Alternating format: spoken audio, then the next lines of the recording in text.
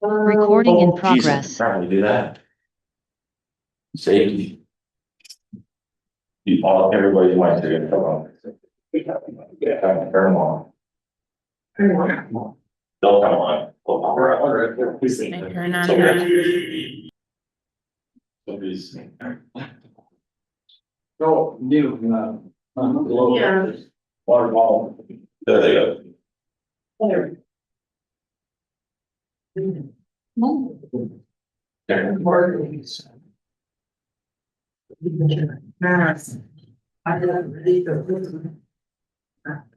you, sir. And welcome back everyone, day 2 of our June 2026 Game Fish and Parks Commission meeting. We're gonna jump right into the rest of our agenda. Yesterday we left at item 18, Youth Trapping Recruitment Program and Coyote Bounty updates with Jackie Ermer, who will be joining us virtually. Good morning, Madam Commissioner, Chairman. Can you hear me this morning? We can, yeah, we can see you too. Perfect. Let me see if I can share my screen here. Make sure that all works on a Friday morning. Hopefully you guys all had a nice evening in Madison last night. Let's see. Are you able to see that? Yep. Yes, we can. All right. All right, good morning again, Madam Chair, Commissioner, Secretary Roebling. My name is Jackie Ermer. I'm the Regional Wildlife Supervisor for Game Fish and Parks up in the Northeast, based out of Webster. This morning, I'm just going to give a brief summary of our 2026 Youth Trapping Recruitment Program and a little update where we're at so far in the Coyote Bounty Program. So as you remember, the Nest Predator Bounty Program began in 2019, but was renamed and reworked a little bit this year. The program this year was renamed the Youth Trapping Recruitment Program, and it was open only to South Dakota resident youth under the age of 18, so no adults for this program this year. It started on March 1st and was set to close July 1st, or if the maximum of 200,000 was reached before then it would be closed. We did have our pre-scheduled collection dates and sites as we've had in the past. We had those again this year. And the maximum was actually reached on April 22nd this year. And then the Youth Trapping Recruitment Program was closed at that time. Again, we paid $10 per eligible tail, and the species were the same: raccoon, striped skunk, red fox, badger, and opossum. And this year we had, for the youth trapping recruitment part of the program, we had 728 total youth participants. And each participant was again offered the National Trappers Association Trapping Handbook if they hadn't received one in previous years. And then we also continued the Benton Howe Youth Trap weekly giveaway. And this year they were given a free live trap. And even though the Youth Trapping Recruitment Program was closed on April 22nd, we continue to do that weekly drawing since the Coyote program is open. So we continue to do those weekly drawings. Just a couple graphs I have just to try and summarize what we saw here. Remember March of 2022, when this was the Nest Predator Bounty Program, it was open only to youth during the month of March, starting in 2022. So this graph isn't, at least only shows the youth just for the month of March, even though it was renamed this year to the Youth Trapping Recruitment Program. It was still just for youth the month of March.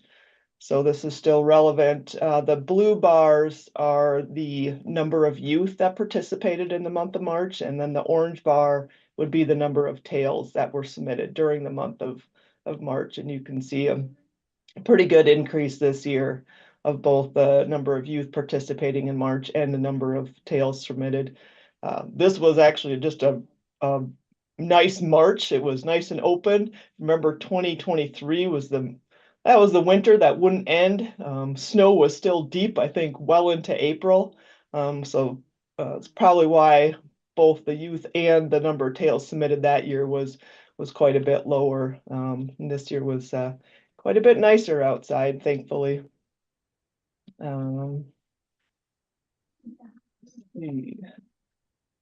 We have a dashboard on our website. This is just a snapshot of that dashboard, and something a little bit different this year is up on the top. You can see there it says Youth Trapping Recruitment Program, Coyote Bounty Program, and Nest Predator Bounty Program, and retired in parentheses. So there's a couple more options added this year. We'll just focus on the youth trapping recruitment part of it, which is the picture, that snapshot that is shown here. So for the program, 23,771 tails were submitted this year.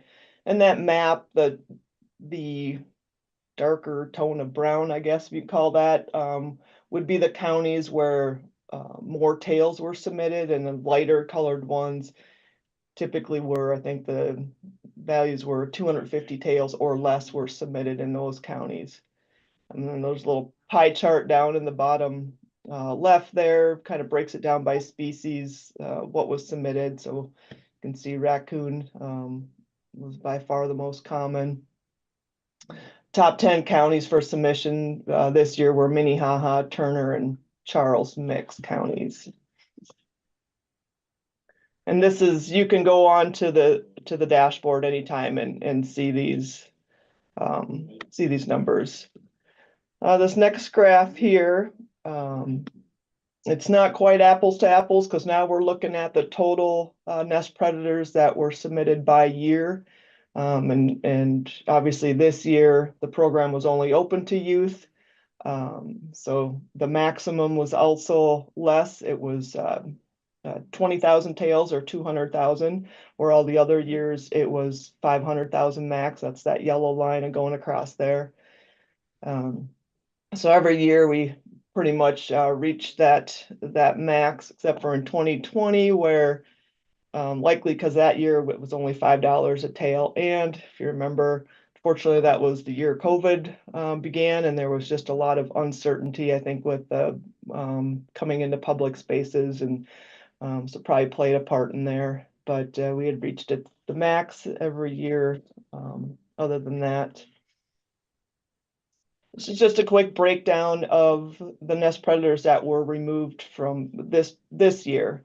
Again, the blue there showing raccoons was by far the most submitted, followed by opossum this year. Usually opossum and striped skunk kind of pretty similar, maybe go back and forth a little bit over the years. And then badger and red fox have a few submissions.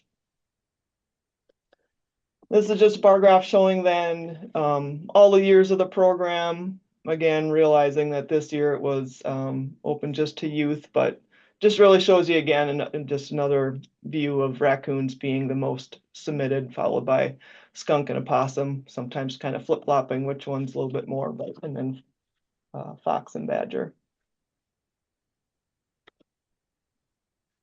And then new this year is the Coyote Bounty Program. And this program was open to all South Dakota residents of all ages.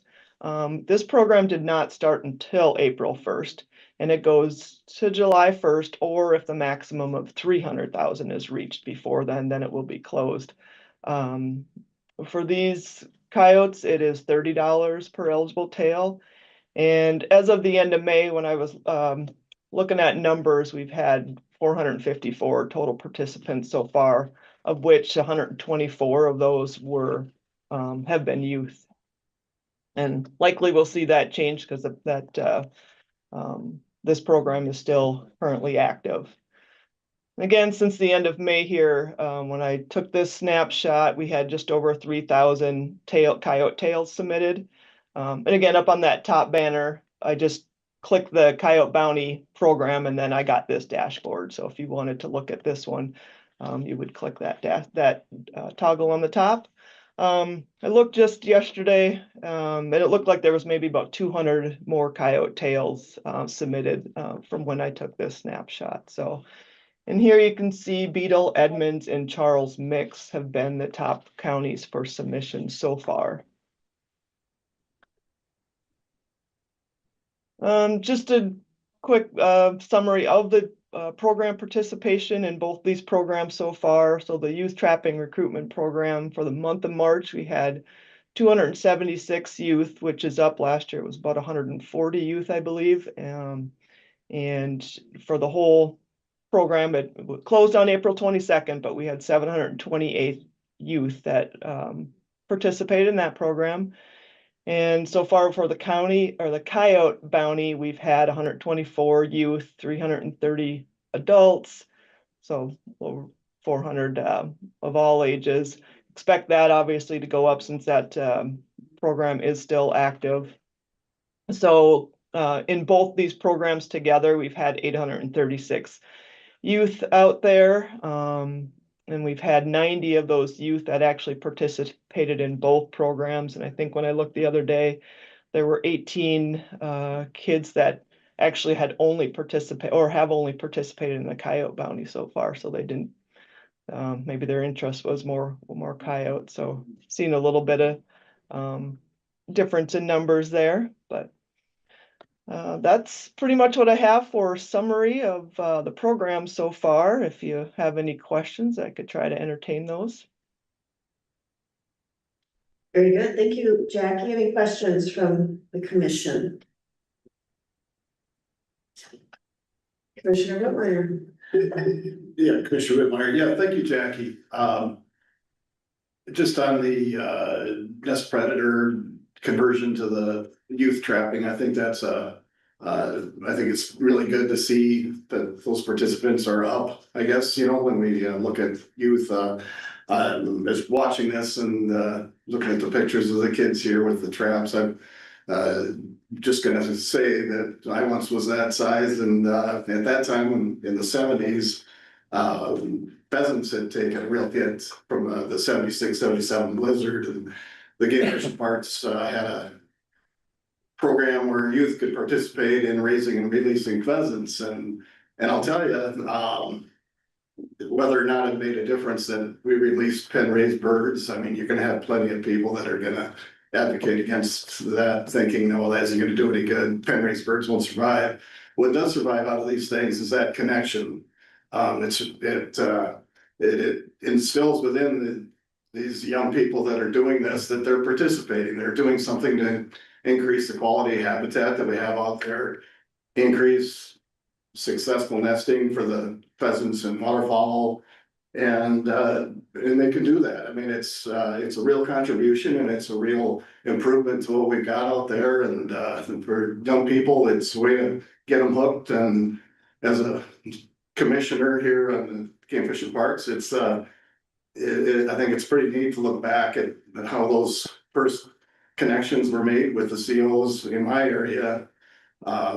You know, all those years ago, and it was through trapping and things that, you know, that we did, and raising those birds and releasing them. And I can still picture Doug Soleil out banding birds, and when we released them, and that was a big part of it. And I tell you, I was hooked. I was hooked on pheasant hunting. I was hooked on waterfowling, all of it. And I gotta think a big part of that was that connectivity with the Game Fish Parks Department, and the collaboration they had with landowners. And it's just a neat thing to see that we're not raising and releasing birds today with the youth, but this predator program and now youth trapping program is kind of a version of that, and it's fun to see. So thank you very much for the work on that and for the great report. Very good. Thank you, Commissioner. Any other comments or questions from the commission? Seeing none, thank you, Jackie. We appreciate the information. Thank you. All right, and with that, we're gonna move to item 21, license and sales report with the Director, Tom Kirschman. Good morning, and thank you, Madam Chair, and good morning, Commissioners and Secretary Worlding. Tom Kirschman, Director of the Wildlife Division. I believe you have number 21 in your commission booklet is our report from Division of Wildlife for license sales update, and I'll give you a brief overview on that. First page, again, we have the combination licenses. Looking at that, we're slightly behind just a little bit on the combination license, but ahead on the senior combination licenses, and collectively together, we're not too far off from where we were last year at this particular time of the year. So things look pretty good from a combination license standpoint. Going on to the next page is the habitat stamp. Numbers look really good right now. You can see in particular from the non-resident and resident, just a little bit, but they're basically the same or just very close to where we were last year.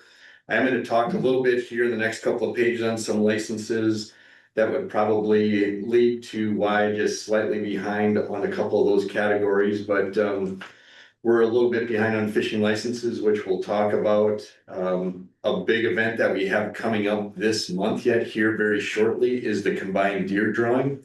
And this will be one of those times where folks might be their first time in the system this year to go outdoors, which requires a habitat stamp for submitting applications. And then obviously the fall hunting season. So we're going to see a lot of changes in the habitat stamp over the next couple of months here.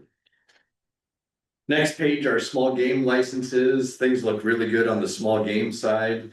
Both resident, non-resident are above last year and 3-year average at this time comparing to previous years. So numbers look really strong. And again, from a small game license, our big months are coming up in terms of license sales, really as we get into that end of August, as we see small game seasons beginning in the month of September. So we're going to see a lot of activity over the next couple of months, but we'll continue to provide updates and share what we're seeing on that. But overall, small game licenses look really good.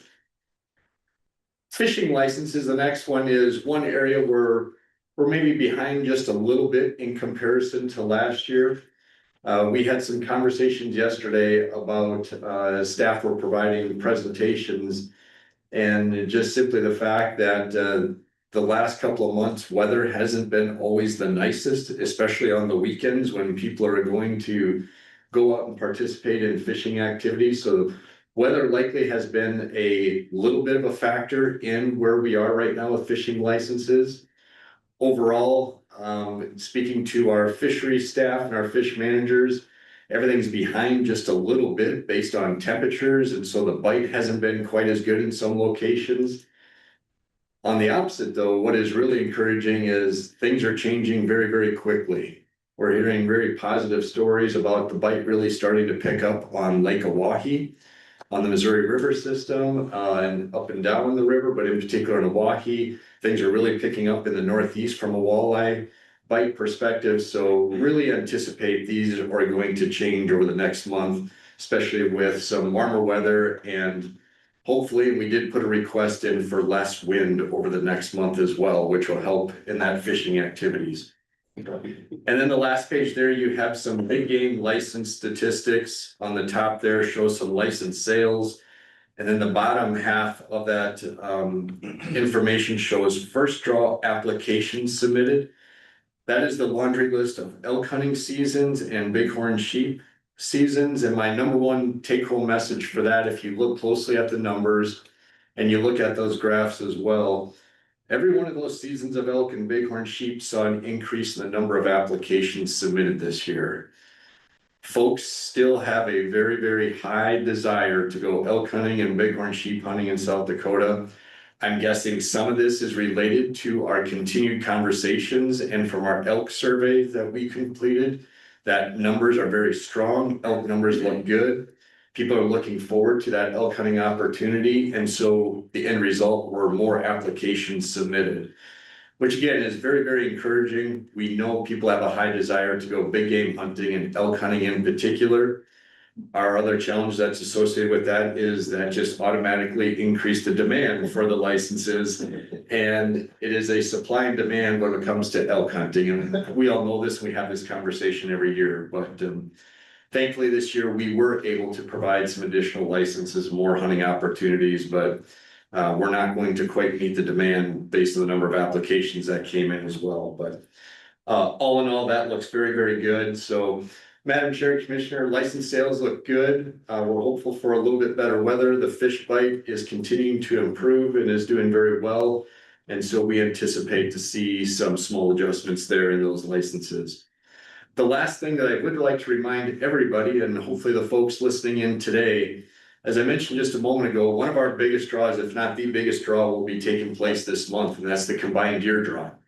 This is the month where people submit their applications for East River, West River, Black Hills are the three big ones.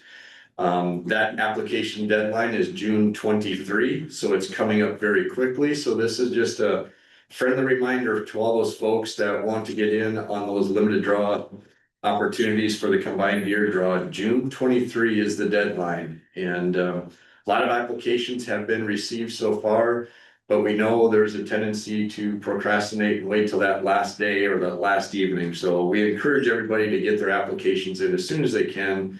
That way we can be ready to go and do the draw very, very shortly after the application deadline there. So again, just a reminder, that's a big one for a lot of folks when you start talking about 50,000 plus applications on an annual basis. That's a really important one to a lot of folks. So, Madam Chair, I'll turn it back over to you and answer any questions that you may have. Thank you. Any questions from the commission and or comments? Seeing none, we appreciate the update on the report and the reminder of the June 23rd deadline. Very good. With that, we will move to item 22, strategic marketing UC dashboard data presentation. We did it. Oh, we did that one. I apologize. That's okay. 23, Custer State Park Resort lease. Thank you, Madam Chair. Can everybody hear me okay this morning?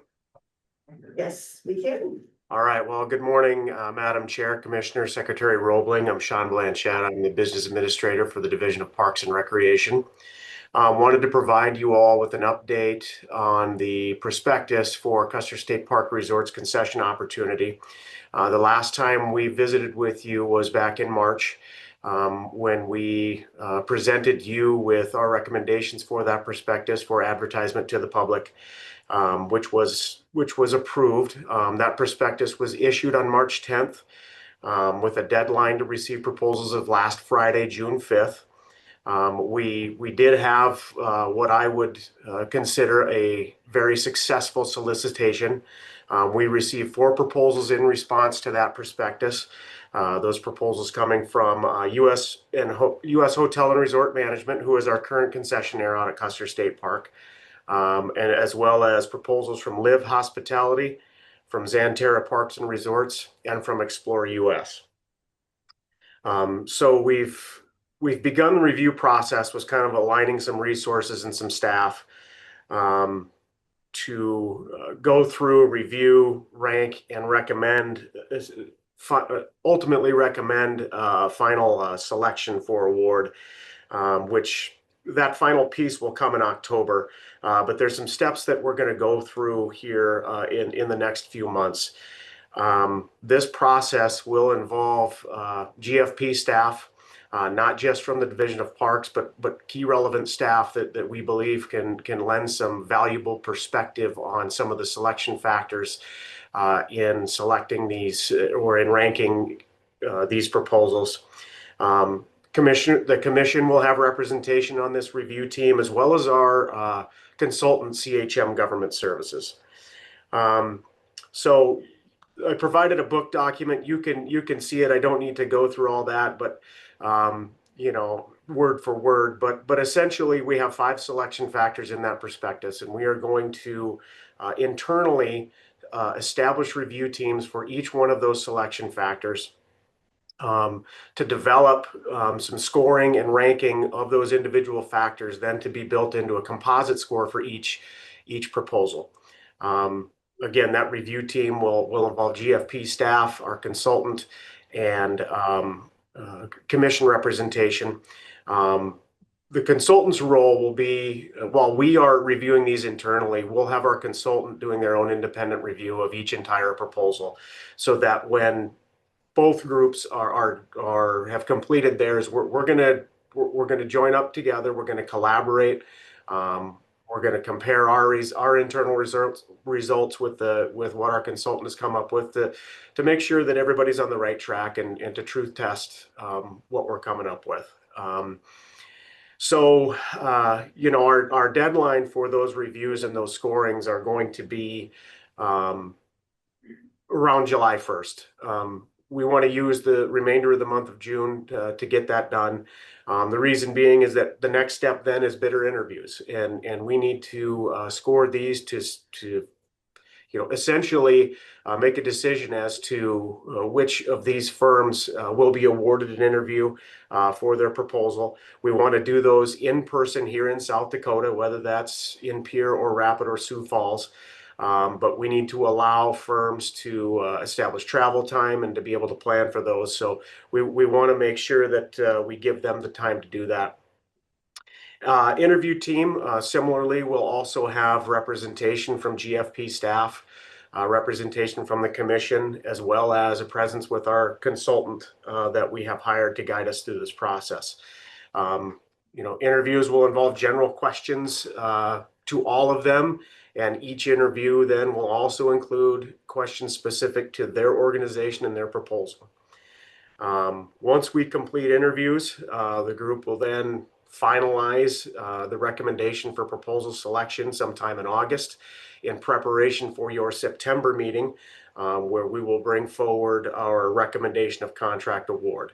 After the September meeting, then we will begin our contract negotiations for final language to be then presented for final contract award at your October meeting. So, we have a lot of steps. We've reached a major milestone here, but as you can see, there's still a significant amount of work to be done. Meetings are going to be scheduled as early as next week and through June to help accomplish this. And so that's the process we've laid out. Again, I think the overall message is that when we first issued this back in March and we talked to you folks back in March, we came forward with what we felt was a competitive and very attractive offer. And I think the fact that we've received 4 proposals confirms that for us. So again, a lot of work to be done over the next couple of months, but with that, I would open it up to any questions that you might have. Any questions or comments for Sean? Seeing none here, Sean, I just want to thank you for the clear description and instructions on how this will play out and the expectations of everyone involved. So thank you for that, your work on that. Okay, thank you. Very good. With that, we'll move to 24 Park Division assets with Director Van Meeteren. Good morning, Madam Chair, Commissioners, Secretary Rowland.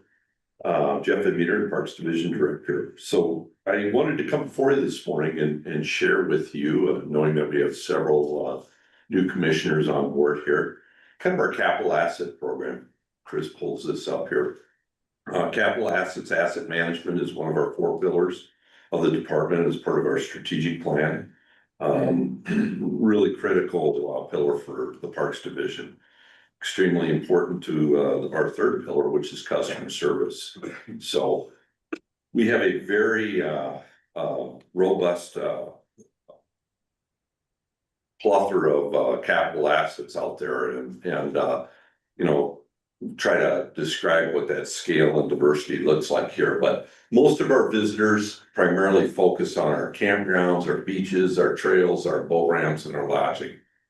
But behind the scenes, we've got all kinds of underground infrastructure, roads, buildings, shops, things like that help our visitors really, and staff really keep our parks up. This is just a view, kind of a large glimpse of our entire system by the numbers. You can see that we have over 4,500 campsites. We'll get into these in a little bit more detail here. 242 cabins, 128 comfort stations, 300 plus boat ramps, and so on and so forth. All these things are meaningful to our visitors. We operate with a 5-year plan to maintain these facilities. It starts with our managers that submit a project request, goes through our chain of command, we probably have on average 200 projects plus a year that come into the system. So over a 5-year period, we may have up to 1,000 projects that we're looking at. We really focus on the first 2 years, but we like to do it in a 5-year increment so we can kind of see some of those big things coming up. Now we'll get into the numbers here. Again, a very diverse system. This diversity is kind of what drives our user opportunities, we have some folks that just use our parks because we have great boat ramps, they like to fish. Then we have some folks that they could care less about a boat ramp, they just want to hike on a trail or take their bike to the park to use. So really important to us that we offer this diversity. On the same token, it's what drives our park managers, the same diversity. Most of our staff come in and as a new recruit, and they usually have 1 or 2 areas that they have some expertise in, depending on the park location. This is a learning challenge for them. If you don't like diversity in the park system, you probably don't want to be a park manager. Very, very diverse set of opportunities and job tasks. So I remember going to college and I knew nothing about a drain field.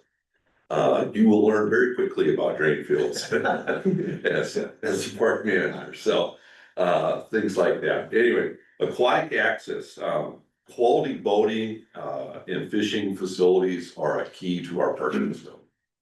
This is where the wildlife division, the parks division work hand in hand.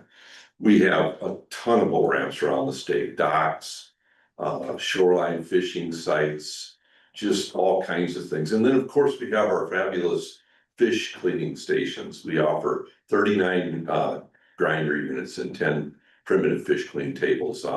We hear these comments from our visitors from out of state all the time. I cannot believe the facilities you have to help clean our fish. Most states don't offer these. Nebraska's kind of jumped on our bandwagon now too, and is starting to offer these same fish grinding units down in their parks. But you drive to Iowa and Minnesota, and it's very rare that you'd ever find an actual fish cleaning station. So, next one, Chris, thank you. We have 115 campgrounds across our system that offer 4,550 sites. That's everything. That's electric, that's not electric, 10 sites, equestrian sites, and of course our host sites for our campground hosts and volunteers that work in our park. You know, just as an example, and I'll get into this later on in our revenue report, over Labor Day or Memorial Day weekend, we hosted 4,324 nights of camping on average for those 3 days over Memorial Day weekend. So we were running at about 95% plus capacity for those 3 days. That's pretty incredible when you think about it. You know, we have sites that quite honestly aren't in maybe some more desirable locations. We have tent sites out there. We were using just shy of 200, using everything just shy of 200 units in our entire system. So we were very happy with that. That was actually a record for us on Memorial Day.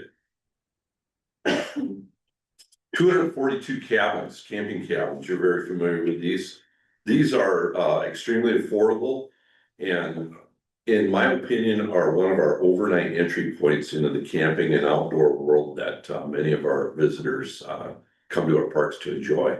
This is a gateway thing. I just recently camped with a couple of my kids, and we own our own RV, of course, but they used a camping cabin. They're just not in a position where they can own an RV at this point in time, and this is their gateway into our parks. But very, very popular. These things we try to average around 100 to 125 nights. We have some that do way more than that, but on average, they get used heavily.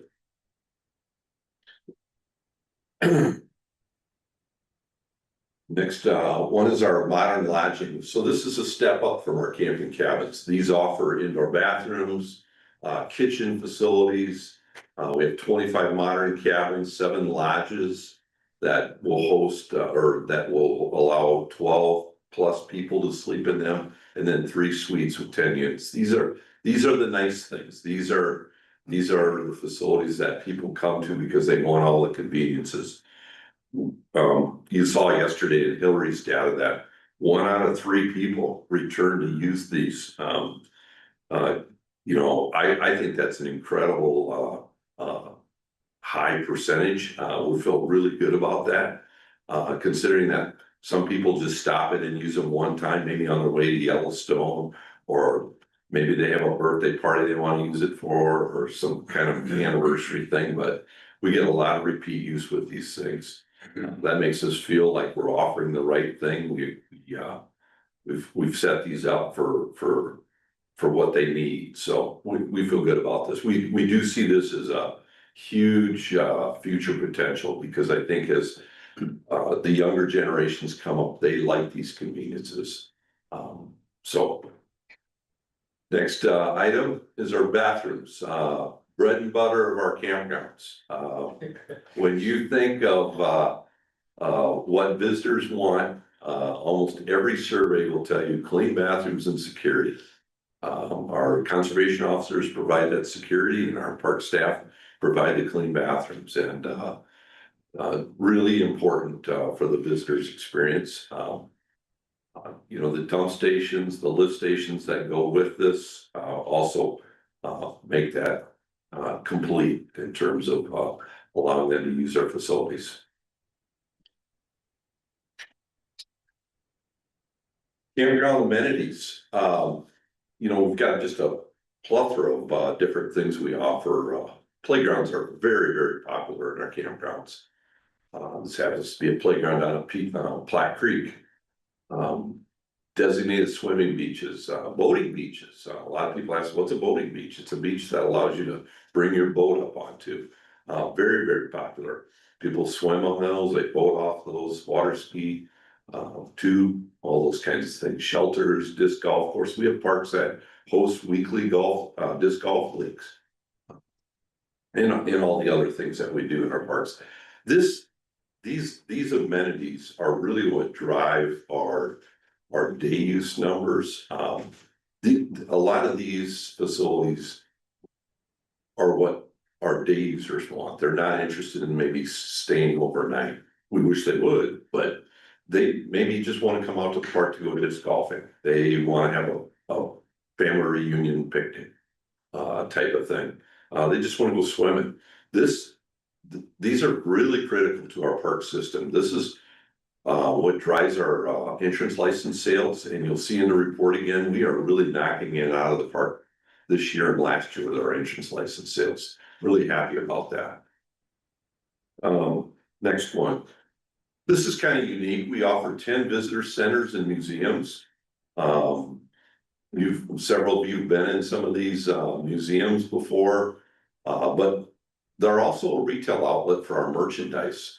That's one of our pushes this last year, was with our merchandise. We think we can do better. People want to buy our merchandise. They've expressed that to us. We want to offer good quality stuff. They want those souvenirs when they come to our parks. Really important that we maintain these things as well. And then this one is very unique. We manage 37 historical structures as part of our system. You saw yesterday in our tour, the Herman Luce cabin. We have those kind of cabins throughout. Then we have parks like at the Adams area in Fort Sisseton that have a number of buildings, historic buildings in them. That's kind of the key component to those park operations. So understanding how to maintain those things, really important so that they don't fall apart. We'd like to think that all of our historical structures are in good shape and have a long life ahead of them. We don't want to manage parks where they're falling apart in front of us.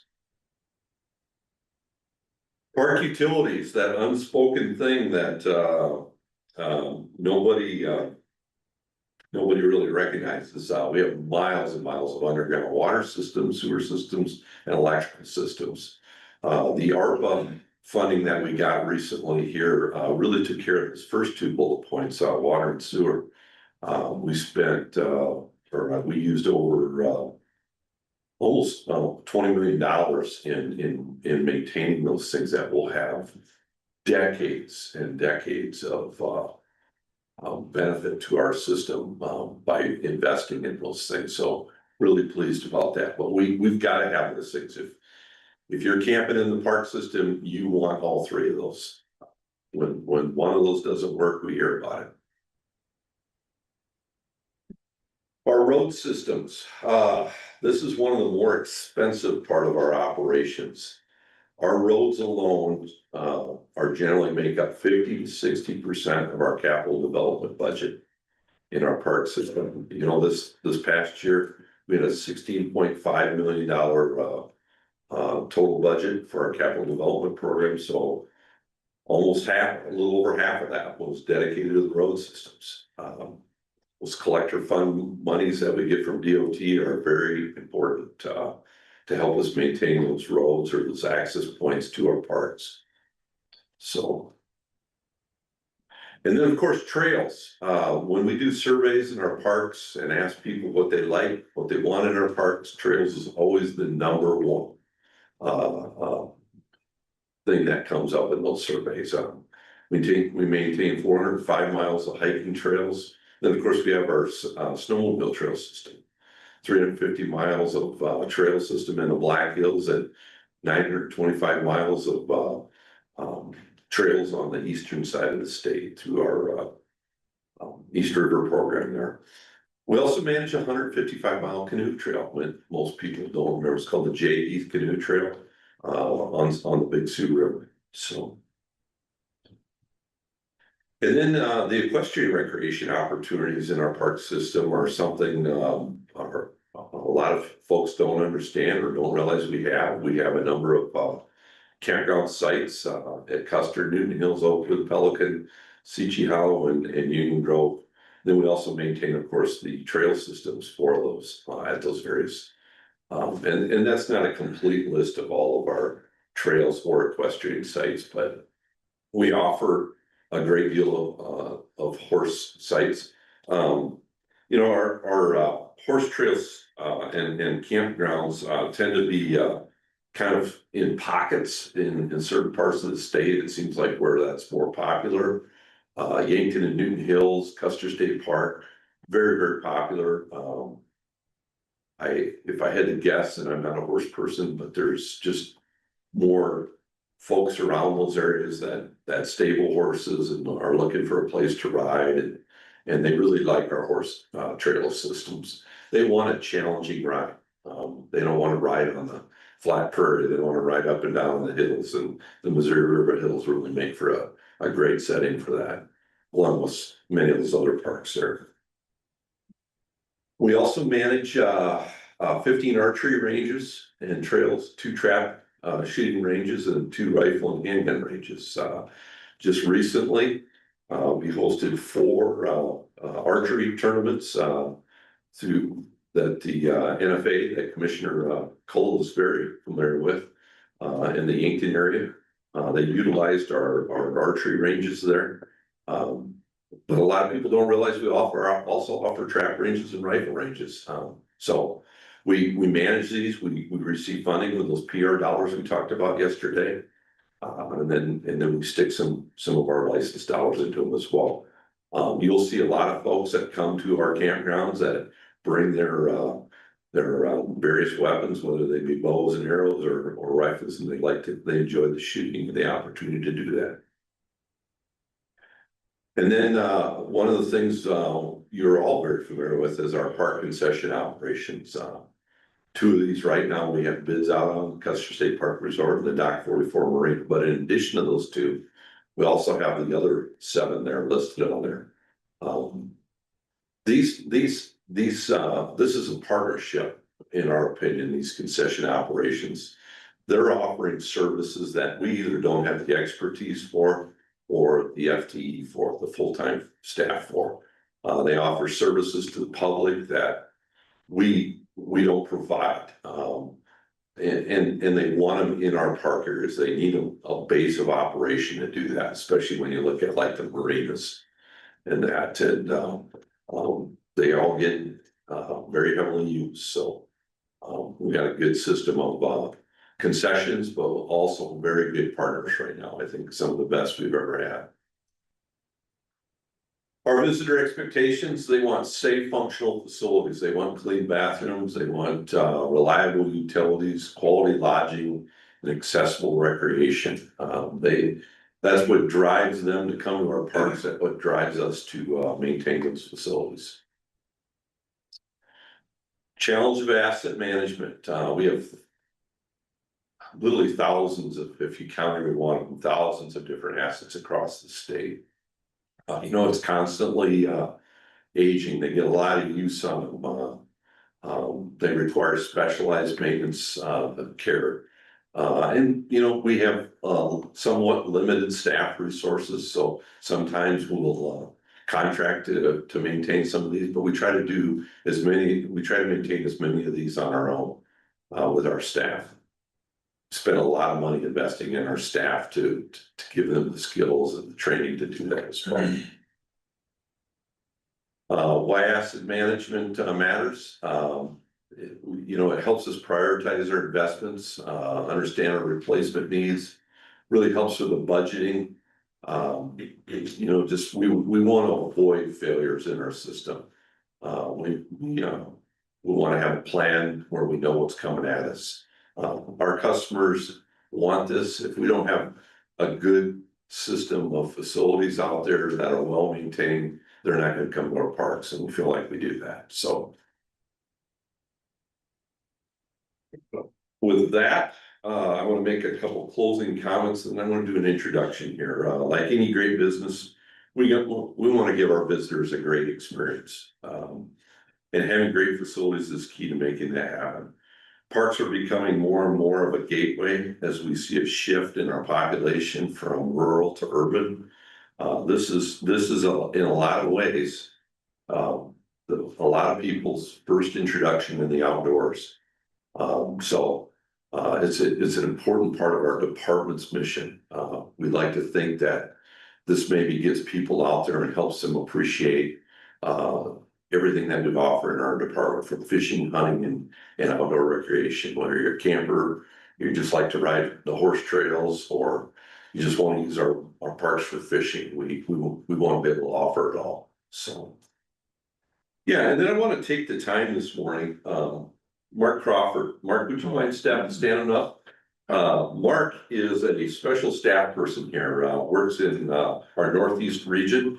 Mark, what have you, 3 years now, Mark? 4 years? Yeah. 3 to 4 years, okay.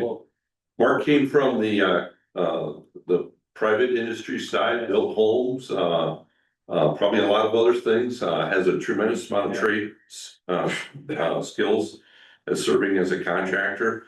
Mark has been the guy that has really led us on our building projects. I can't begin to list off all the different things you built, but just most recently constructed on his own with the help of park staff, a 1,600 square foot office building at Pelican Lake Recreation Area. Built a lodge at Pickerel Lake here not too many a year or two ago. Just recently helped us move a house from Fisher Grove up to Fort Sisseton and remodel that, and countless other things. What I most appreciate about Mark, and I watched this firsthand when I visited the construction site at Pelican, is not only is he building these things, but he's teaching our staff. He had 3 staff people up there that were hanging siding that day, and one of them had a piece of siding that was 1/4 of an inch off, and Mark had him take that down and make that match. So, he wants it done right.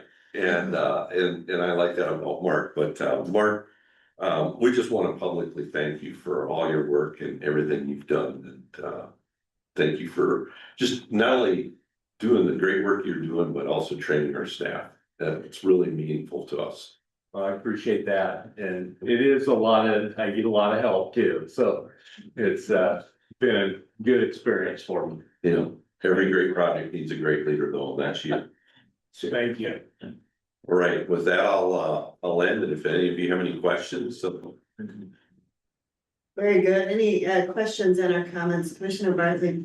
Thank you, Madam Chair, Commissioner Bartling. Director, with the 10 primitive fish cleaning stations, are there any plans to improve them, or are they in certain places that really don't maybe require anything updated? Thank you. To the chair, yeah, great question, Commissioner Bartley.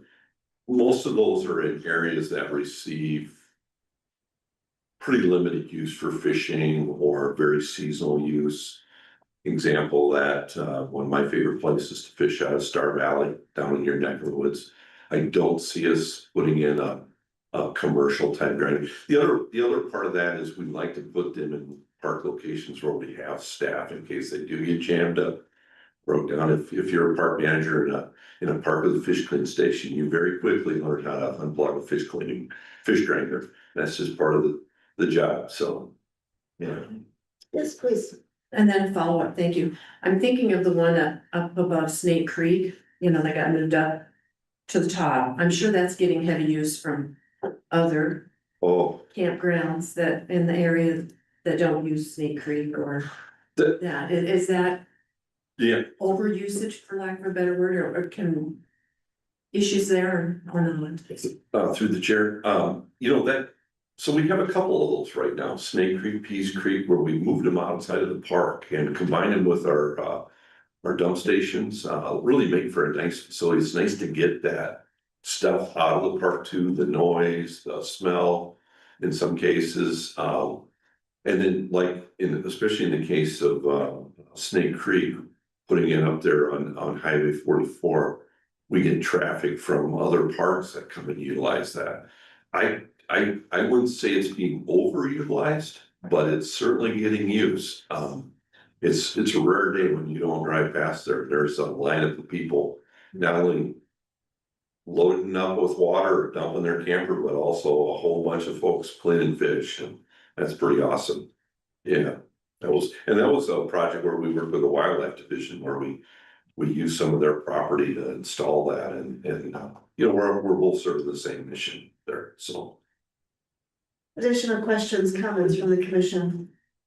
Commissioner Paul? First of all, talking about Wilson Park and what we just had, I'd really like to challenge the commission to look in their areas at some of the events and leading up to a comment that I'm gonna make about the user groups. What we saw at Lewis and Clark, which is obviously a big part of it, the horse trails.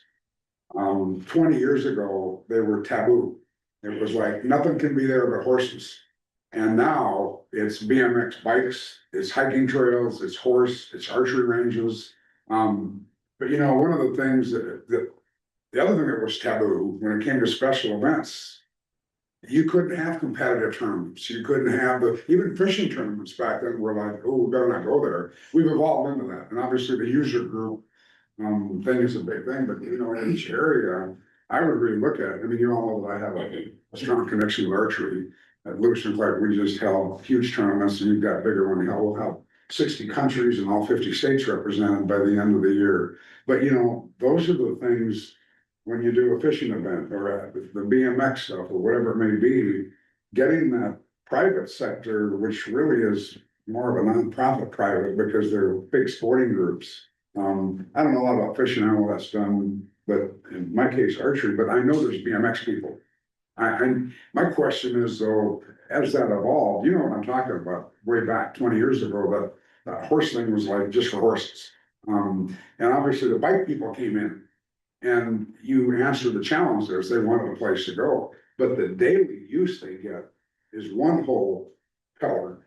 The second pillar are those events that they have that could be just in state. The third are going regionally and nationally, and all those sports have them. But I think it's an untapped market that we have. I think we're touching it, but I think there's a lot to do. And I'd like to hear your comments on the user groups and how that evolved, and if it's going on in any other state parks other than Lewis and Clark. To Chair, Commissioner Cole, yeah, we take those as they come. I'd like to say we're always open to new user groups as long as it's compatible with resources. In that case, the mountain biking BMX, park that we developed there as part of in the horse trail area there. We like to look at our parks as multi-use facilities. Rather than little silos of this use and that use and that use. So where we can double up on those things and get two groups of people using something instead of just one group, we're always gonna be open to that. Now, we have to be careful though, that sometimes a guy riding a horse or riding a horse versus a guy riding a bike, you can have some conflicts there, so we have to be careful with that, and I like to think we've worked around that, so.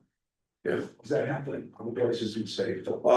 We do, right now, we are experiencing some of that use. It's really interesting that kind of like the equestrian thing, there's pockets of the state where some of those activities happen, and then there's other areas of the state where there's just not a lot of that kind of activity, but we do have folks that use like Newton Hills and Union Grove and the Big Sioux recreation area for mountain biking. Again, there's some user groups there that want that kind of thing.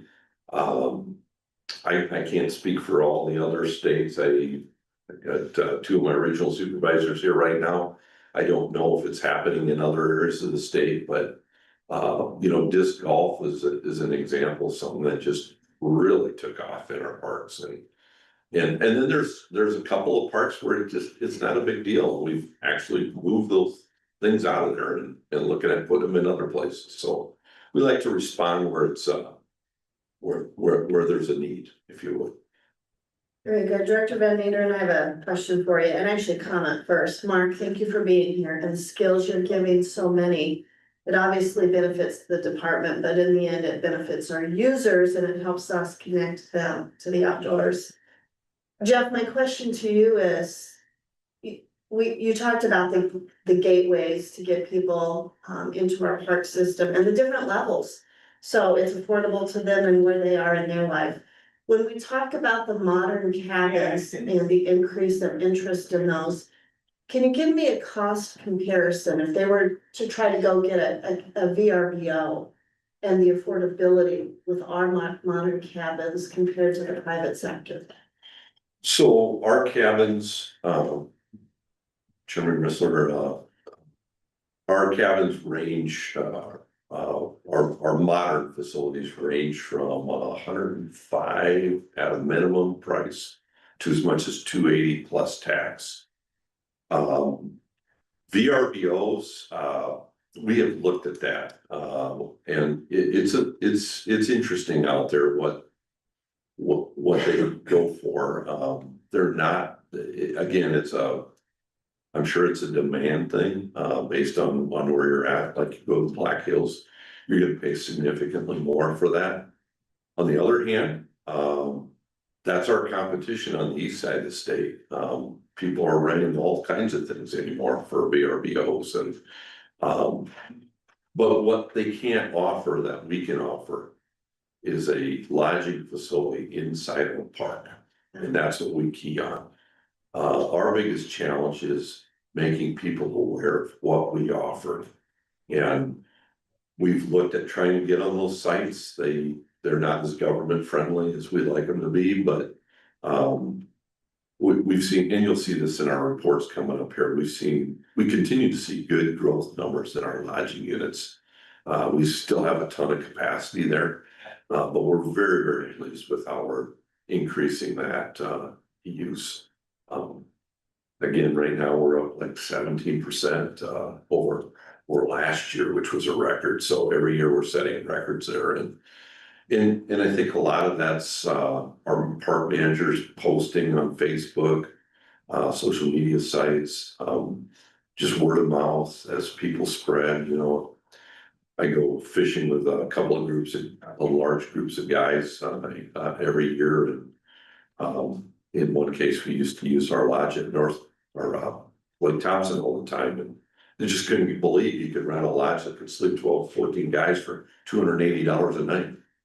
And okay, I had 14 guys that are doing that. Now they're talking to other people, and so, yeah, we need to continue pushing that, but I don't know if I answered your question. It's market driven, but I do believe our facilities are all very affordable. And you did, thank you. That was the point, that they are affordable. Yep. And we have a variety for folks of every level and their needs, so. And you don't have to have an RV. If you don't, you can come, you can, if you got a tent, we'll have a tent site for you. If you got if you want to travel or camping cabins, we've got plenty of those. We do encourage people to reserve those early though, because they go fast, and then our module. So. Very good, thank you. Additional questions, comments? Secretary Rowland? I'll just make a quick comment. Mark, thank you for all your work. That office is beautiful. I went to see it last week when I was in Watertown. Thank you for that, sir. That was great. As far as the rest of the presentation, Jeff, great overview of all the things we offer in our parks. It is truly amazing, really. As a park user myself, an avid park user, there's probably no favorite place for my family to be than in our state parks, it seems lately. So Jeff, you have some new users coming up the line, but ultimately the amenities are something that I think we do take for granted. The playgrounds are in tip-top shape, the fish cleaning stations, the boat ramps, the beaches, the comfort stations are very clean all the time. And those are things that really do matter. And that goes back to that customer service aspect. So very proud of the team, very proud of the opportunities we get to offer folks and the memories that are made in our state park system. Thank you.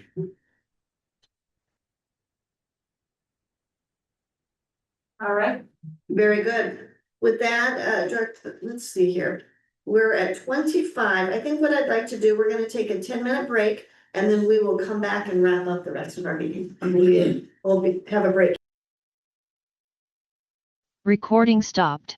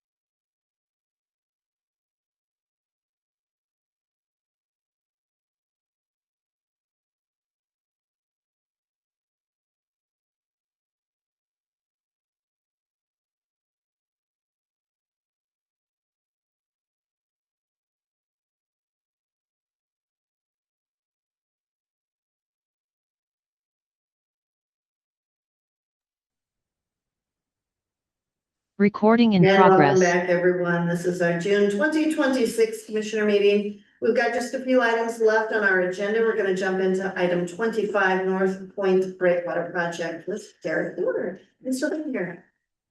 Madam Chair, Commissioners, Secretary Roebling, Derek Dorr, Regional Supervisor for the Southeast and the Parks Division. Kind of a good segue today.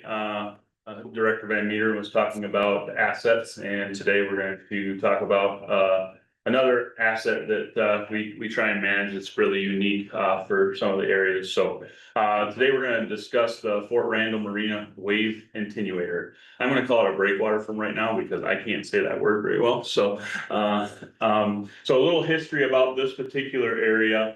Originally, the breakwater was put in 2003. The idea of a breakwater, in case you don't know, this is on the throat of a marina. So we're knocking the wind down, the waves down, so that their boats that are in the slips don't have the dock rash and things like that. So there's a level of tranquility behind these. So in 2014, we replaced this unit. So in about 11 years, we see this particular system starting to age out and be less effective in what it's doing. So in 2024, in the winter, we started to see some issues. And if you look at these pictures, you can see some of the bellies and stuff that are starting to drop. Excuse me. So in the spring of 2025, we contracted with a dive team to see what the heck was going on. We knew that these tire breakwaters were starting to get to that 10-year, 15-year age range. We try and do maintenance on them, but as you can tell, with a blanket of tires, it's difficult to do things without the dive teams and things that get underneath and see what's underneath of all of this stuff. So this has been a topic of discussion for quite some time on what's our possible solutions to going from these types of systems. So what we found when the dive team went down is the introduction of zebra mussels had really accelerated the deterioration of this particular unit. Basically what's happening is the extra weight that they provide on the cables and on the tires were sinking the unit. So part of the contract with the dive team was to basically pressure wash the zebra mussels off of the cables and off of the tires. The problem with the age of the system and the way this particular tire breakwater was set up, these had like foam wedges inside each tire. So when you're pressure washing off the zebra mussels, you're also knocking the foam and things off of these tires. So we knew that we were always looking for different options. This just kind of jump started the process, I guess. So we have 5 of these breakwater systems in the state. This one was the Fort Randall, that's what we're talking about today, but there's also a Dock 44, Spring Creek, Bridge City, and Angostura. So the introduction of the zebra mussels into the area was an unexpected challenge when these tires were first put in that was not anticipated. So some of the things that we're looking for with a new option is with these zebra mussels and things, we want to be able to maintain them ourselves without getting dive teams. Scheduling is difficult. They're extremely expensive because it's such a specialized thing. And with the introduction of zebra mussels, they're quite busy because there's a lot of people that want to do it. And because of their specialized nature, there's not a whole lot of them out there. So, and the one other thing that we wanted to do, one of these things with the tire breakwaters is they're big, they're difficult with all of the nooks and crannies to maintain. Obviously the wave action and things are always working on all of the clevises and all of the hardware on them. So we wanted to see if we could find a system that would be a lot more easily maintained so we could evaluate and inspect them. So as a parks team, we met with our sister division from the south, I guess, the Nebraska folks one time, and it's a kind of a cool meeting that we have. Our regional staff and directors go down and meet with their regional staff, basically the kind of component there. And we talk about challenges that we're both dealing with. One of the challenges that we spoke about was our breakwater systems and things that they did. So they brought up a design that they had. They were gracious enough to even give us the design plans for that design. This is kind of the design that we decided to try to pilot at the location down by North Point down there at Fort Randall. The benefit is, as you can see on the right-hand side there, you can take these out, right? So one of the goals we had with this new system is being able to remove that, take these out. So with the introduction of zebra mussels, instead of getting expensive dive teams and stuff, we're gonna be able to float them over. We're gonna be able to pull those off of the water. We're gonna be able to pressure wash. We're gonna clean them. We're gonna be able to effectively add sprays and things to deter zebra mussels from attaching to these going forward. So kind of a unique thing. The other benefit that we had by talking to these folks is this particular system had been moved because one of the challenges with the Fort Randall location is the river gets dropped about 17 to 20 feet every year. So as you can imagine on something like this where you're getting it anchored, you've got a lot of list in your cabling and such. So one of the problems that they had was how they anchored this. So we were able to alter their design, hopefully, and hopefully solve some of those problems. We also improved some of the designs that they had. So the next big task was getting rid of the old system, right? We knew that we weren't going to be able to fix it. The contractor that was there failed to float this tire breakwater. So this fall, winter, we, right before ice in, as Parks and Wildlife tends to do, we got 2 district teams together that were in the area. And it took about 10 hours and you can see the equipment there.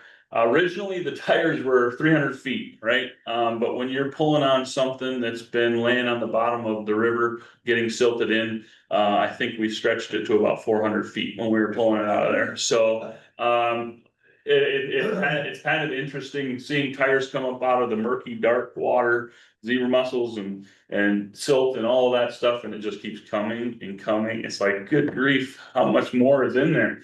But pretty cool that we got that out.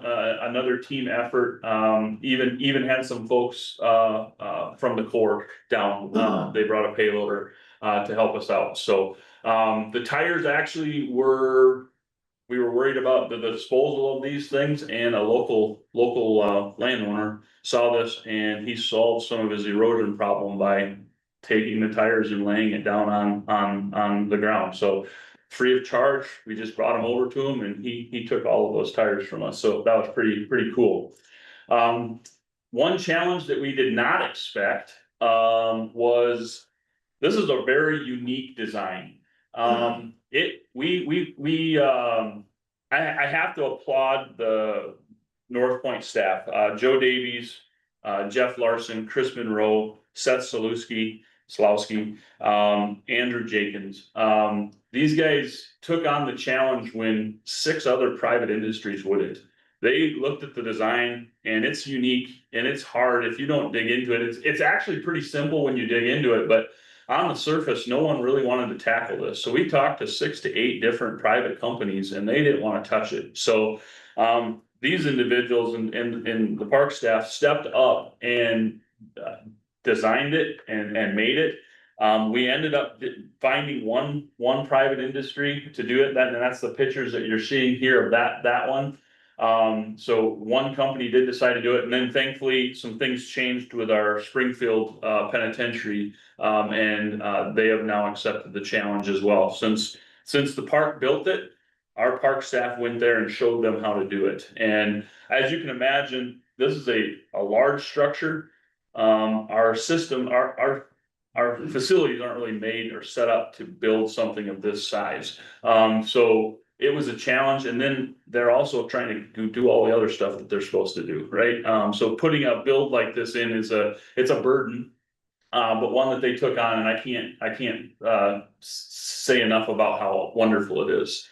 So we're calling these pods structures. Each one of these pods is gonna be 20 foot long, 16 foot wide. They're gonna sit 30 inches in the water. And the idea behind these, I'm pretty new to breakwaters myself, but obviously the deeper that you can go in the water, you're taking the tow away from the waves. So it's knocking the waves down. And then the width, obviously is another help there. And we can build these to, since this is a pilot program, we haven't seen how it works yet. The hope is those other places that we had, each one of those locations have their own challenges. The biggest challenge in this location is the water change in depth, right?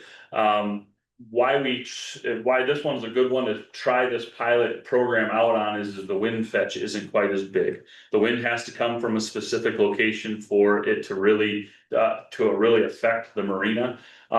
And so these are gonna be some of the smaller ones that we can build.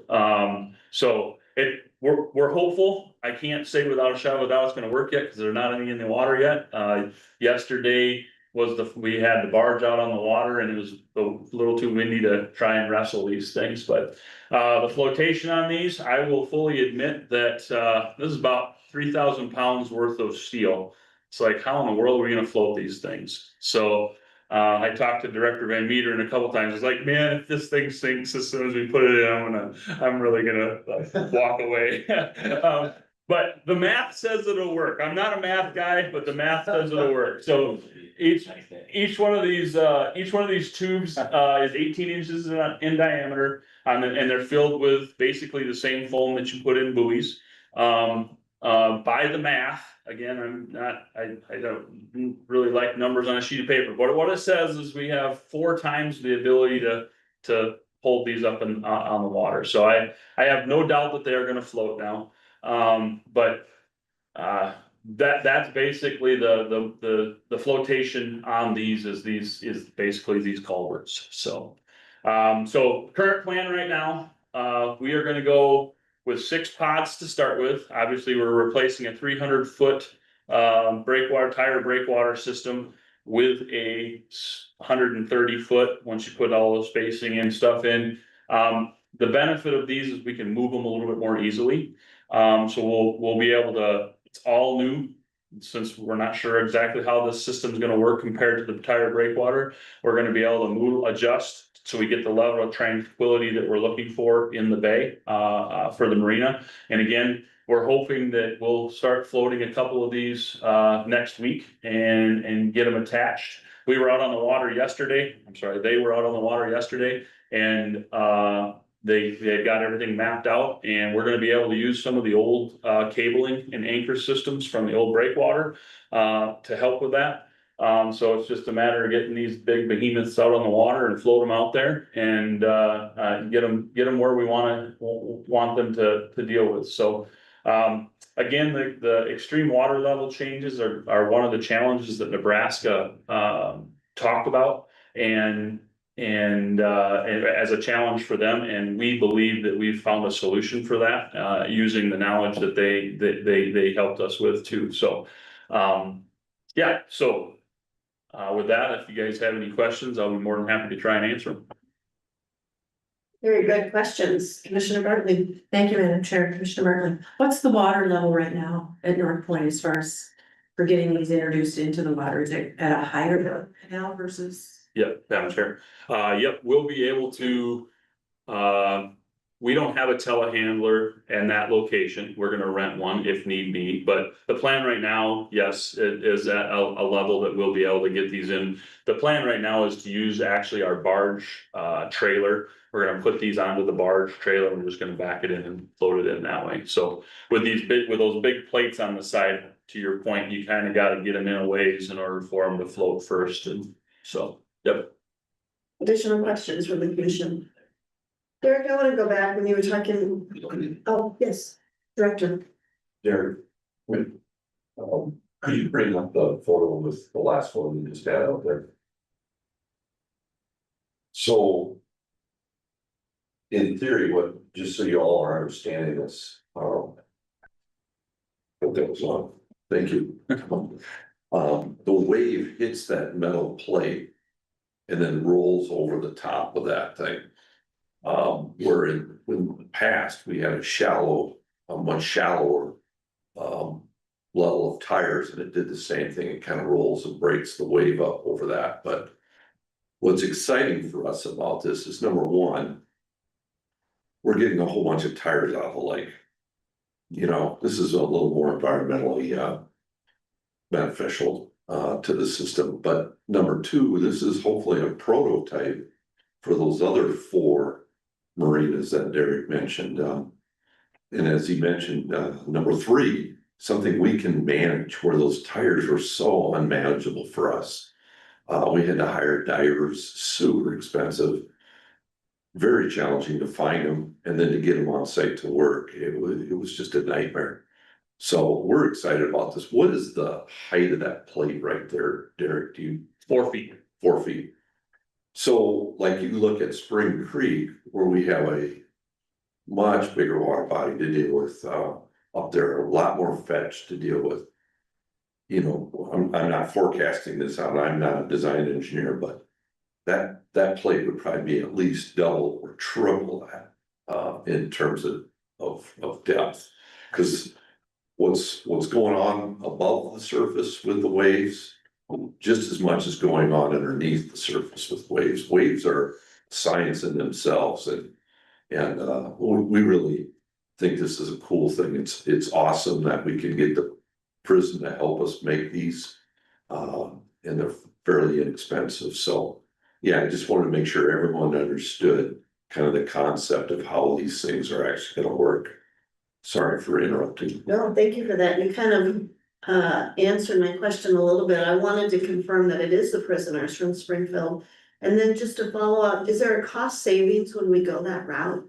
Yeah, Madam Chair, that one of the through this process where we've actually built it ourselves, where we don't have to pay labor because we're already paying labor. So when we built those ourselves, they were about $3,700 to build one structure without the culverts. That's just the steel. Springfield cost was about $7,800, so about double, because you are paying a little labor for the inmates to build those. The private industry was $15,800. So that there's a perfect example of the Mark Crawfords of the world, us stuff doing ourselves, how much money it saves the state in the long run. And you know, we're having Springfield make the most of these. Our staff made 2, Springfield's gonna make 3, and then that private company made 1. But again, in the beginning, we were having trouble finding who was gonna even do these things. So it helps with telling the story though, for sure. Very good, thank you. Additional questions from the commission? Yes, Commissioner Bartley. Apologize, thank you. Lifespan, how long do you think, being underwater? Yeah, These boys through are. the chair. Great question. I can't really answer it right now because we don't have them in the water yet. One thing I do know is we're gonna be able to lift these out. And we're gonna get on a maintenance routine where we're gonna be able to shift these out. We're gonna be able to spray them off. Apply stuff that will repel the zebra mussels. We'll be able to repair things. So how long the structures last, we made some changes to what Nebraska had. They had a lot of wood on their stuff. We went with all steel. So we're very hopeful that, right now we were getting about 10 years out of these tire breakwaters. Traditionally, I think we'll very easily get 10 years out of these. We'll see how well. Obviously, the waves and events, they'll challenge us, but I can't answer it for sure right now. But we're very hopeful. So. Very good. Additional questions? Thank you, Derek. Thank you. Very good. All right, we're gonna move on to 26, America 250 update.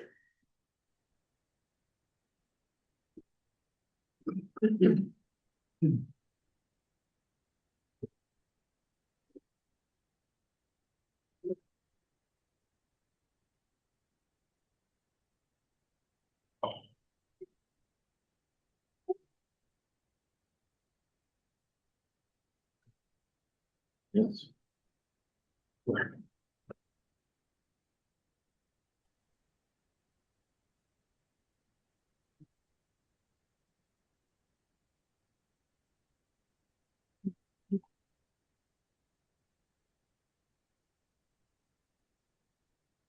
Good morning, Commissioners and Secretary Roebling. Thank you for the opportunity to share an update on Adventure 250, Make Your History in South Dakota State Parks.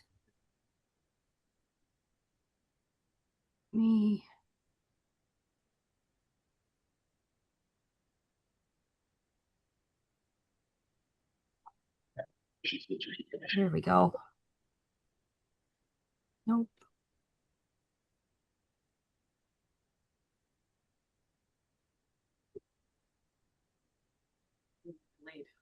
Is it?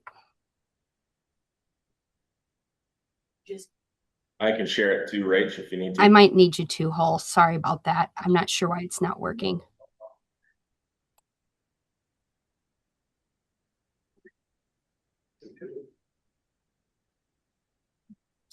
Just raise it.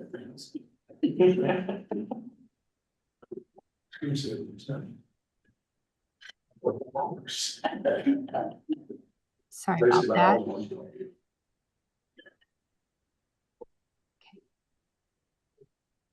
Today's presentation will include some early results, promotional strategies, and the important role our park staff, partners, and sponsors are playing in making Adventure 250 a success. Adventure 250, Make Your History in South Dakota State Parks, serves as a strong kickoff to a year of exploration while directly supporting our ability to market South Dakota State Parks. This aligns with the National America 250 celebration. The theme positions our parks as a destination where visitors can connect with history, create their own memorable experiences. This unified message provides a clear and compelling platform to promote visitation and camping, highlight unique park offerings, and attract both new and return visitors through the season. This is no longer a simple themed activity program. It's a visitation and engagement strategy to support key division goals. We've also used our theme this year to promote park entrance license sales, which are up. This is done by simply including one of those themed stickers that everybody loves with each online park entrance license sale. Traditionally, this is done with online sales January 15th through March 15th each year. We've seen an increase of over 650 sales this year. That's each individual sale just for online during that time. Additional park entrance license promotions with that sticker this year were done the month of April on site in parks. And then we also did all park entrance license sales on site and online May 1st through May 18th. And for just the online sales, those were up over 250 sales just online. That doesn't include the on-site promotion as well. Adventure 250 continues to grow. Strong early performance is tracking favorably towards established park goals. Through the first 4 weeks of this 17-week program, the campaign has engaged over 1,000 participants and generated, we have here, this is Mondays, it says 475 submissions, but we're already up to 500 submissions as of this morning, resulting in over 1,500 completed adventures across the state. So our week 1 submissions, there were 53, week 2, 95, week 3, 147, and week 4, 180. So growth has been great. So like from week 1 to week 2 was nearly 80%. Week 2 to week 3 was over 50%, and it just keeps going. And over 60 people have already earned the 250 points, which enters them in the Adventure 250 Club swag, and also they are eligible for the grand prize drawings. 93% of our participants have reported that they very much enjoy Adventure 250, and nearly half of all of our submissions are coming from repeat participants, showing that they're returning to the parks multiple times and exploring more locations. Yes, Adventure 250 participants are helping tell the story of South Dakota State Parks through authentic visitor generated content. These photos display families enjoying the parks, camping experiences, recreational opportunities, and park exploration. Every submission is a visitor making their South Dakota State Park history. These moments are impactful to our users and are a great way to market our park experiences, because who doesn't love seeing pictures of their family and friends enjoying the outdoors? Shout out to Commission Chair Rissler for her submitted photo to myself that I've used on this slide. I'd also like to use this as an opportunity to remind folks that this is easy for folks to participate. They visit a park, do an adventure. Once they complete it, they take a fun selfie and they upload it online. Next slide. Adventure 250 is being promoted through multiple channels. Digital communication, those are the emails that reach current and previous park users and participants, and our website that captures active trip planners.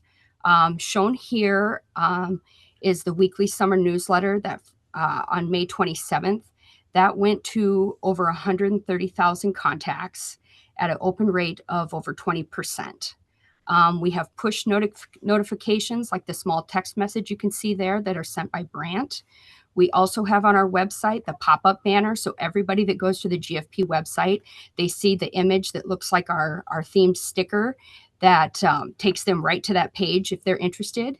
And then our Adventure 250 page of our website from May 11th through June 2nd has seen nearly 6,000 views, over 3,000 users with an average time on that page of 33 seconds. That's getting to be a quicker time on the page because they're going in and they're submitting their adventures.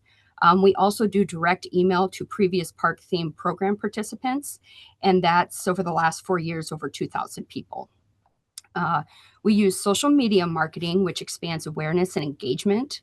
Our Facebook post that's shown here for May 22nd, that was our week 1 winners. That went to over 12,000, or the reach was over 12,000, and the week 2 winners post went to over was seen by over 15,000. Park specific Facebook promotion, sharing these posts, and we're also doing a series of park specific posts. Those have been going very well. Partner outreach, community outreach, and possible new users. We use our checkout program through the South Dakota State Libraries. We're partnering up with them, and we're also working to partner up with tourism bureaus and chambers for additional outreach. Something else that's also working well is on-site and print promotion. This converts our visitors into participants for repeat customers and reach to family and friends. So on-site flyers and brochures. And then we've also distributed brochures and all those park entrance license sales that are online that I was talking about earlier. And since May 1st, we've distributed over 8,000 brochures to those folks. Top sources of our participants are saying that 26% say social media is their top source of finding out about Adventure 250. These are from our participants. 19% said the website, and 15% said family and friends. But we're also hearing from them, and it wasn't as one of the items they could select, but those brochures and the park entrance license sales have helped significantly for awareness. Here, I'll let Sean visit with you guys a little bit about how Adventures 250 is supporting camping. Thank you, Rachel. Yeah, hello again, Commissioner Sean Blanchette, Business Administrator for the Parks Division. So we've got a pretty robust plan for messaging Adventure 250, but we're also using Adventure 250 to help out and pair with other marketing efforts that we have going on statewide. Really with these marketing efforts, really are focused on and prioritizing camping. Director Van Meteren will go into a little bit more about camping numbers later on, but we've really identified that as our biggest area of priority. So using Adventure 250 to piggyback and help us spread message on those things. But overall, marketing efforts are looking a little bit different for us this year. We're not really just sticking with the status quo. We're trying some new things. We're doing some new things within the channels we have available to us. More data-driven approaches. Hillary Morey talked about some of those things yesterday, which has been very important to us to understand, who our customers are, where they live, how far they travel, those sorts of patterns. And then in May, you also met Amy Bailey, who we've hired under a contractual arrangement, to help us and guide us through this as a marketing consultant to understand some things that are available to us. And she's provided us with some new perspectives on anything from content to channels available, to tactics that we use within those channels to reach people. So a few of the new things that we're doing, one is partnering with Brandt, who they are the company that runs our online Go Outdoors reservation and sales system. They have some email capabilities that in the past we've utilized, but we haven't really focused on them. And this year we've kind of taken a different approach. They can reach our known customers, our customers in our system. And we've done some emailing on a test pilot basis. We're starting some light campaigns in a number of ways. But one of the things that we have done is looking at some of those low reservation weekends. We've targeted 9 parks, all of which have a good population base around them. We've targeted the customers within that population area with a goal of maybe capturing some late reservations or triggering some reservations on some upcoming weekends where we know we have some capacity. So we've launched some email campaigns to those specific customers. They usually start the day after the weekend concludes. So such as Memorial Day weekend, we started that Tuesday, but then the following weekend we started Monday. So we've got that new program going. Another thing is capitalizing on the availability of the in-app pushes, push notifications. Rachel alluded to that. One week we've done a dedicated push specifically for Adventure 250. Following week we followed up with a message or a call to action to book a site and look into what's available out there. Social media, we've always had a very consistent program, but we're also taking another targeted approach, developing content to push out to the parks to promote our camping availability, doing some paid ads on Facebook, as well as, always when we push this stuff out there, we're making sure that we mention Adventure 250 so that we have, hopefully it's another incentive for people to come out to the parks, do some different things while they're camping and get more involved, more engaged. Another light campaign that we're looking into is geofencing some digital ads in some certain areas. Again, we're looking to start off with a light campaign, not spending a lot of money in a lot of these new avenues. We're testing the waters, seeing if we have some channels out there that are working for us that we could maybe expand upon, seeing where we're getting that reach.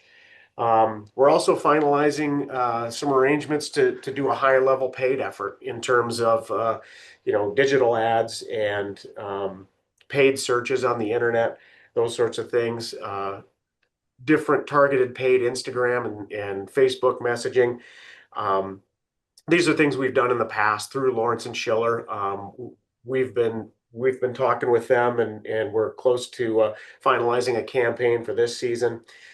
Some new things in there for us this year that you should expect to see are we're exploring a new channel of getting more content out on YouTube. Higher presence on social media with some user-generated content that we can pursue. Again, these new areas, these will be smaller spends and lighter campaigns, but we're just diversifying what we're doing out there on the landscape. Another thing we will likely take on is some digital billboard placements in some certain markets.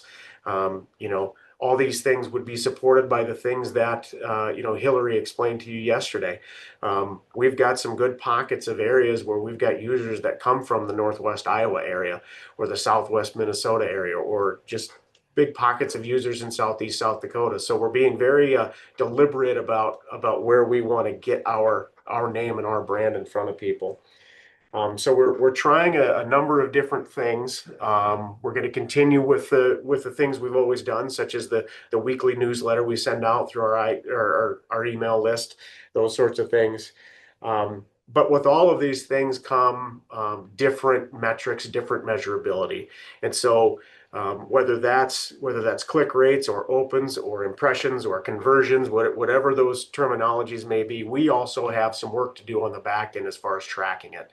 And so what we do in real time and what we're trying to do on a consistent basis is when we're pushing certain things, or if we have these targeted emails, we are in our reservation system daily tracking those reservations in those parks to see if we are getting movement and where we're getting movement. If we're picking up on any correlating trends through these efforts that are aligning with the days and times of these email sends or these ad placements.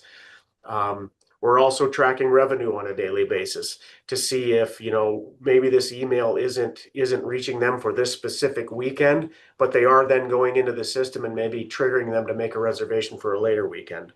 And so these are things that we can look at on a daily basis to help track those. And of course, it'll take time, and we'll need to compile some data to see if those trends become relevant. But I think the message here is we're taking a more proactive approach. It's a more targeted and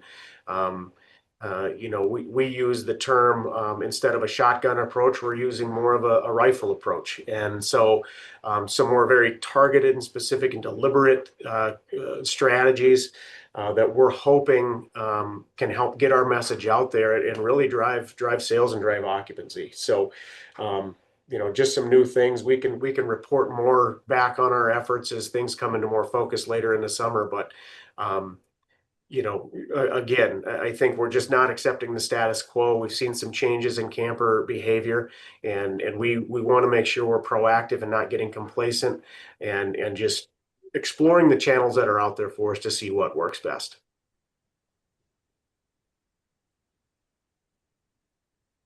As we move into the heart of the summer season, the priority shifts from program launch to sustained park level engagement. Every park plays a critical role in keeping Adventure 250 visible and top of mind for visitors. We've encouraged our staff to utilize templates provided to create and share Adventure 250 Facebook posts regularly. These include our Friday winner announcements, their own prize presentations, and participant stories. We asked them to ensure Adventure 250 flyers and brochures are predominantly displayed and readily available at offices, visitor centers, comfort stations, and other high traffic locations. We work to incorporate Adventure 250 into programs, events, and interpretive activities and informal conversations with visitors. We encourage them to participate during daily visitor interactions. So whether you're a campground host or a park manager and you see folks in the parks, help those guests understand how easy it is to get involved, participate, win a prize, have some fun. Something we often overlook is simple word of mouth, which remains an effective communication tool, as personal conversations help spread information quickly through local communities, families, and visitors networks, especially in small rural states like South Dakota. A great example of something here, Commissioner Nyberg kindly sent me a picture of his adorable granddaughters. When folks are sharing those experiences, show those photos, show those experiences, and talk about how you enjoyed your time in those parks. That word of mouth is a great way to advertise things. Next slide, please. We're leveraging existing partnerships to promote visitation without relying solely on agency marketing channels to provide reach beyond traditional game fish and park audiences. We're grateful for the sponsorship with Independent Insurance Agents of South Dakota, whose $20,000 contribution supports promotional efforts and helps amplify the reach and impact of this campaign statewide. Other partnerships include we're working to get local tourism bureaus and local chambers to help them introduce the program to new audiences, and that'll be about 100 different contacts there. And then also, like I mentioned before, the libraries that participate in our Check Out South Dakota State Parks program that we partner with Department of Education, there's 81 libraries there, and we've already have them there sharing the program flyers, and they're putting out Facebook posts as well. Adventure 250 is proving to be more than just a theme program. It serves as a marketing platform that promotes visitation, camping, and engagement. Participants are creating and sharing content that helps showcase the value of our state parks. Every participant, excuse me, I'm having a hard time talking today. Every submission trends indicate strong engagement and continued growth throughout the season. Ultimately, Adventure 250 supports several agency goals: increased visitation, promoting camping, encouraging outdoor recreation, and strengthening connection to our parks. Adventure 250 is helping us convert awareness into visitation by giving people a reason to visit and return and explore more South Dakota state parks. Thank you for your time.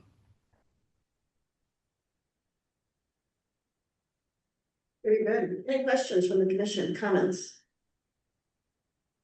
Very good report. I think it'll be interesting to see how these new marketing efforts impact user behavior in those numbers. Very good. And with that, we'll move to our final item, 27. Director Van Meter.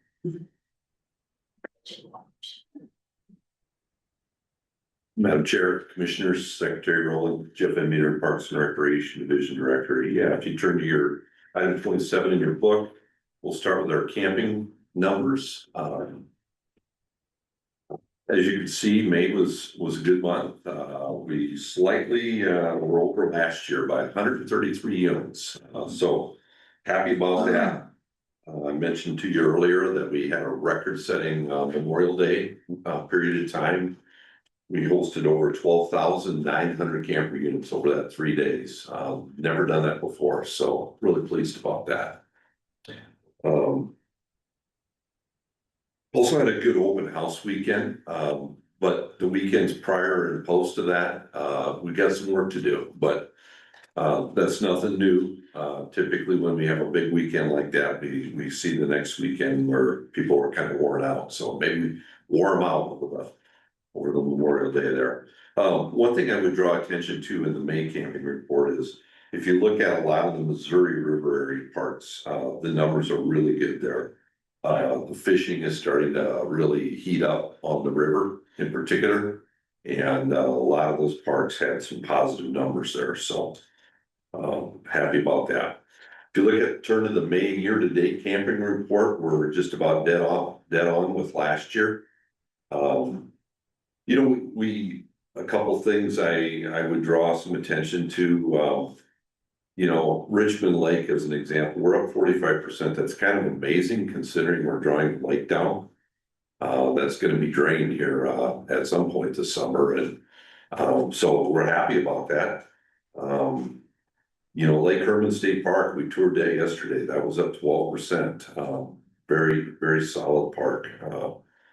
And then again, I mentioned some of the fishing locations around the pier area there, Farm Island, West Bend, seen really good numbers there. Along with the upper Oahe areas around Mobridge, Indian Creek, Whitlocks, and all the smaller areas like Swan Creek and that up there. Bear Butte State Park, significantly down because the lake is significantly down. We basically have an unusable lake there right now. So that's always going to have a major impact on our numbers. And then the bright spot to me, in a weird way, is Custer State Park. We're up 3% year to date, in spite of the 3 plagues we've suffered there. That being the windstorm, the fire, and road construction. So we're happy about that. Let's turn to the revenue side of things. Again, our revenue for the month of May, our park entrance license sales just are really doing well. You'll see a 6% increase in our annual license sales. But if you were to do the math on the increase in the number of actual license sales from 2025 to the actual license sales in 2026, we're up 7%. Those are 7%. That's real growth. That's selling 7% more of our annual licenses. So we're really happy about that. As you see, Custer State Park had a good month for their 7-day passes. Overall, with our daily licenses and annual licenses, we're up 9%. We're extremely pleased with that. Look at our camping services, not so good. Our advanced reservations, again, we're experiencing a kind of a shift where people don't make reservations like they used to in advance. That's something we're gonna have to adjust to. So thus, a lot of the marketing efforts is, it seems like that last 2 weeks before the actual day they're gonna camp seems to be a lot of activity, where in the past, a lot of people would reserve those sites 90 days out in advance, and we're just seeing a shift and a change in our users that way.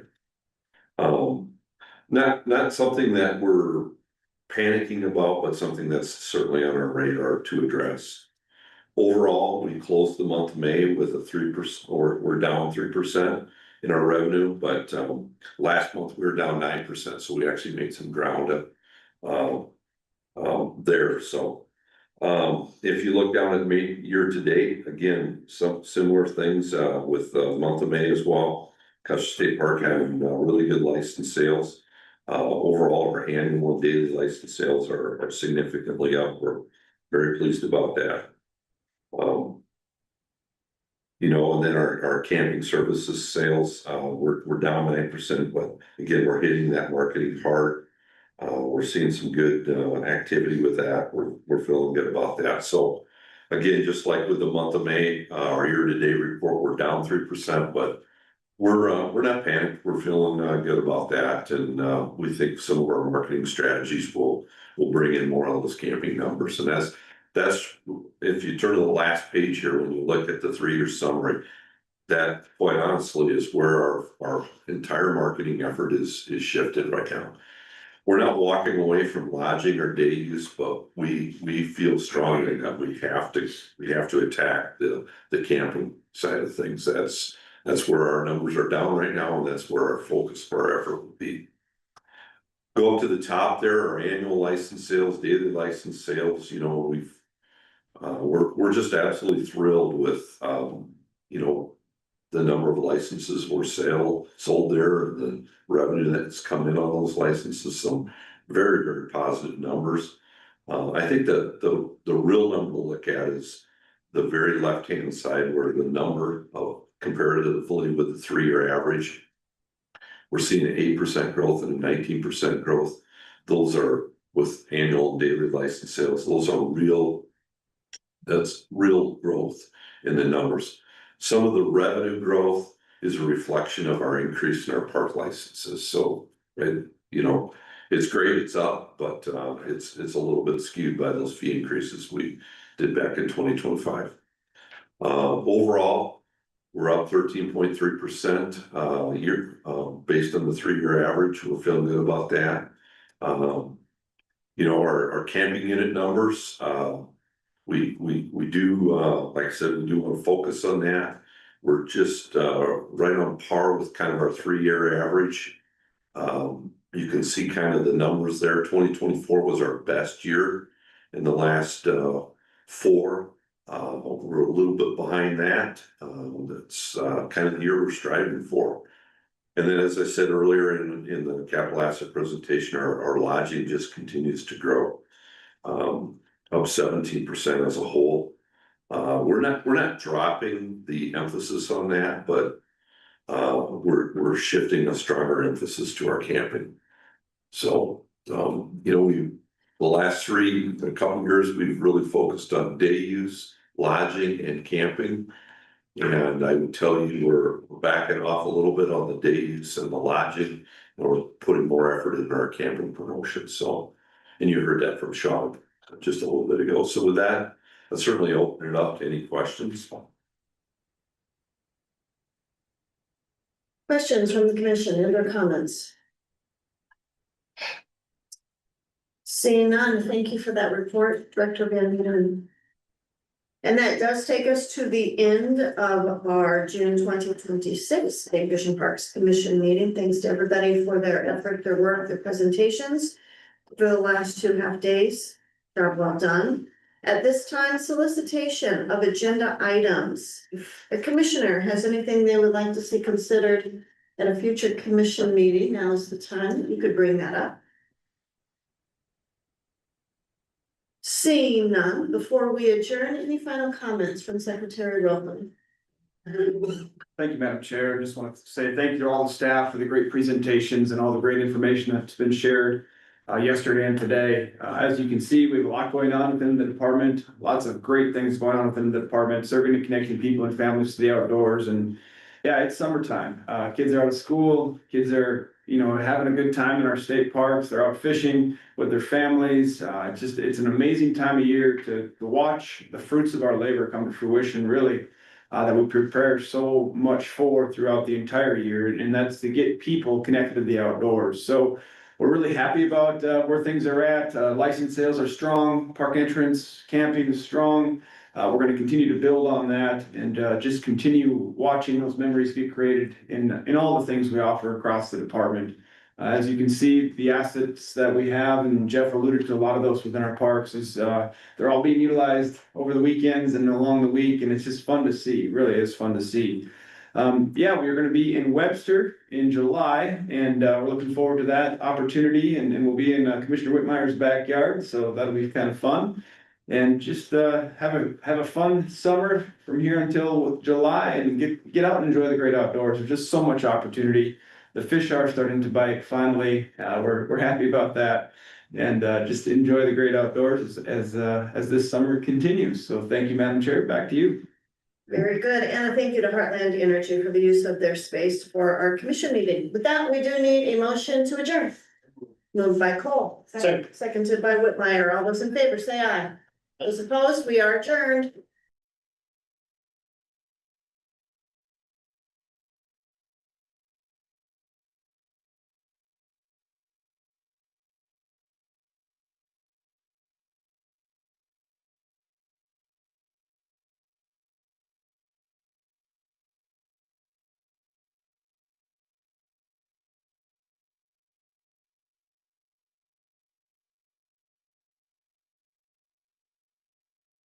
Recording stopped.